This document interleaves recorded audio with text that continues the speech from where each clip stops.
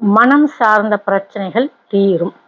மனக்குழப்பம், மனசஞ்சலம், டிப்ரெஷன், இன்னும் என்னென்னலாம் இருக்கு, மன உளைச்சல், மனக்கவலை, இன்னும் மன மாற்றி மாற்றி பேசுறது, பொதுவாகவே மனநிலை சரியில்லாதவர்கள், இந்த மாதிரி நிறைய விஷயங்கள், மனம் சார்ந்த விஷயங்கள் சரியாகணும்.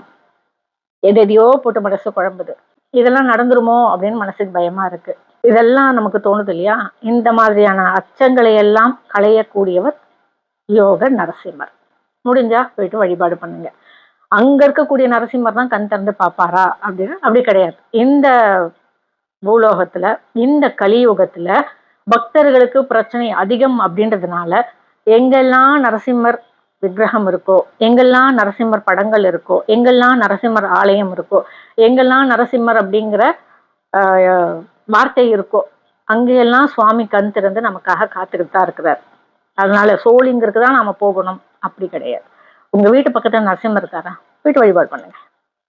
குறிப்பா ஞாயிற்றுக்கிழமைகள்ல இந்த சுவாமி தரிசனம் அப்படிங்கிறது நல்ல பலன்களை நமக்கு தரக்கூடியது. குறைஞ்சது 24 நிமிடங்கள் கண்டிப்பா நாம அந்த தரிசனம் அப்படின்றத பண்ணணும். அதாவது சுவாமி முன்னாடியே நின்று அப்படியே 24 நிமிஷம் பார்க்கறது கிடையாது. எங்கேயாவது ஆலயத்துல ஓரமா உட்கார்ந்து 24 நிமிஷங்கள் அங்க உட்கார்ந்துட்டாவது வாங்க. நம்மளால தியானம் பண்ண முடியாது, தபஸ் பண்ண முடியாது, அப்பதான் மனசு ஏதோ போகும், எங்கெங்கயோ யோசிக்கும்.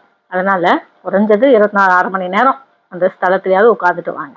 அப்பதான் அதற்கான பலன்கள் நமக்கு கிடைக்கும் அப்படின்னு ஆழ்வார்கள் நமக்கு சொல்றாங்க.